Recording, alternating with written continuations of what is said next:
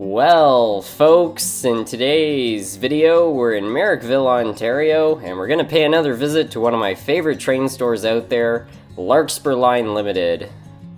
This is a store that I've done a fair amount of videos on over the years, but I find I just keep coming back here because it's one of my favorite train stores, and they always have new stock coming in, so it's really a great place to get to visit. So we're gonna head in and see exactly what they've got this time. So we're now inside the mall the train store is located in, and I have to say going through this mall brings back so many memories. I can remember back when I was a kid being so excited walking through here to get to the train store, and I have to say even now I think it's still just as exciting getting to go here. Anyway, here's the train store. Now let's go in and see what they've got going on inside.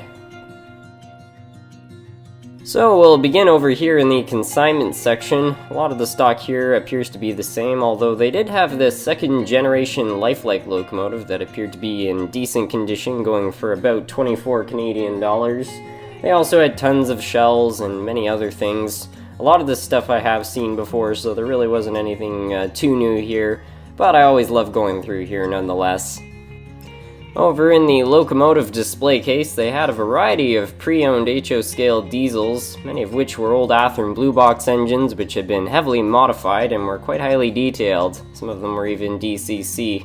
I'm not sure if this is just how I remember it, but a lot of them look to be new to the store as well. I don't recall seeing all those in comparison with my last visit. As we move over here, we see a lot of familiar stock. These steam engines are all mostly old Mahanos, which I've seen at this particular store before. And as we move up here, they have a few HO scale diesels. I couldn't tell if these were here last time or not, but they were pretty nice looking locomotives nonetheless. They also had a variety of rolling stock and a billboard which had a pretty nice distinctive Dodge Ram on it.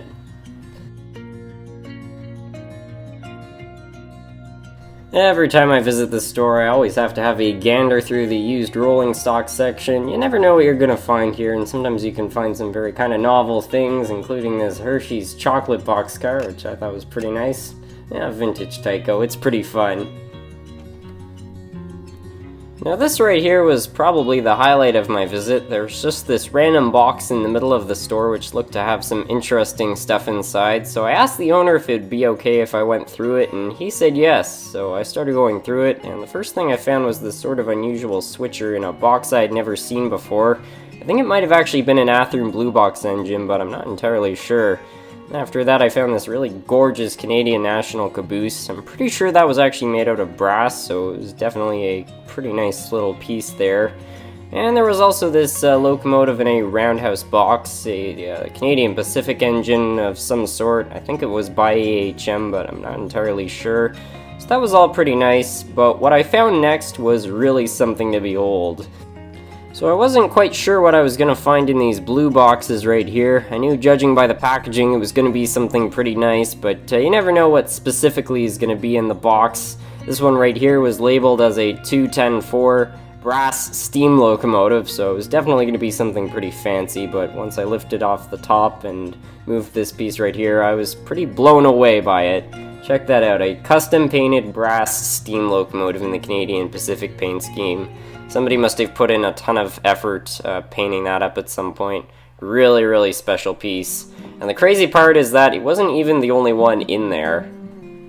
They also had a brass Canadian Pacific Royal Hudson locomotive. This particular model was unpainted, but still opening it up, it was definitely a sight to behold. Check this all out.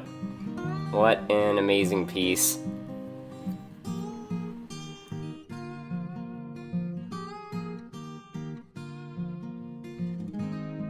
They also had another painted 210-4 brass steam locomotive. This one was really impressive as well. This one was in an all-black paint scheme, and I have to say, what a nice looking engine. That one was pretty special as well.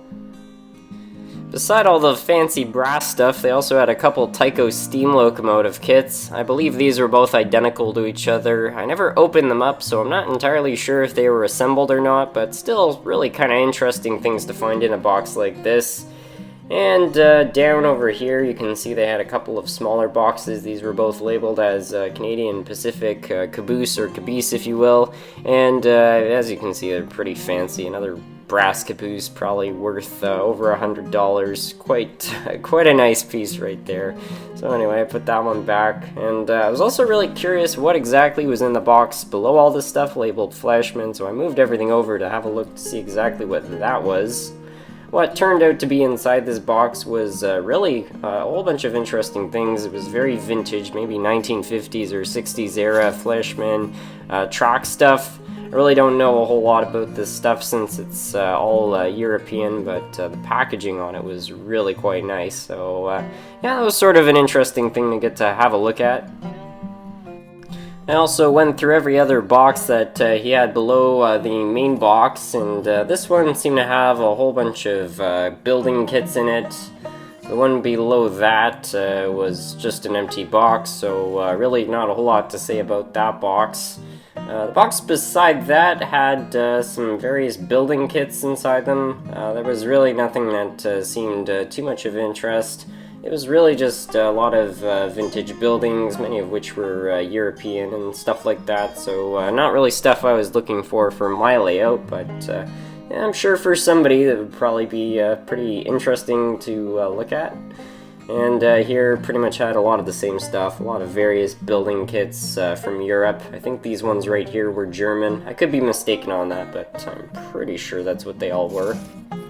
Now, there was this one box right here which was labeled passenger cars, and when I opened it up, there was a whole bunch of Athearn Blue Box boxes inside, so I knew there had to be something pretty good in it, and it really was, as the box described on the side, a bunch of passenger cars. Every box contained a different passenger car of some kind, mostly Canadian stock. I think there were a few American ones in here. You can see right there, there's a Saskatchewan one. So there's that, and I also looked at the side. I think they had an old AHM one of some kind, which I'll show in a sec right here. Yeah, there it is, AHM. I'm not sure what railroad that belonged to. Might have been Southern Pacific, but I can't entirely tell. But yeah, they just had a whole bunch of passenger cars. I'm not really on the look for any passenger cars at the moment, but it was nice to see. I'm sure if somebody was looking for Canadian passenger cars, they would be thrilled to find this. Now, after this box, there was one more to open up, and it turned out to contain some vintage buildings. Nothing I was really looking for, but still kind of nice to look through. Now, I did wind up buying something. It's nothing too wild, but I think that's going to be for a future video. Anyway, I want to thank you all so much for watching.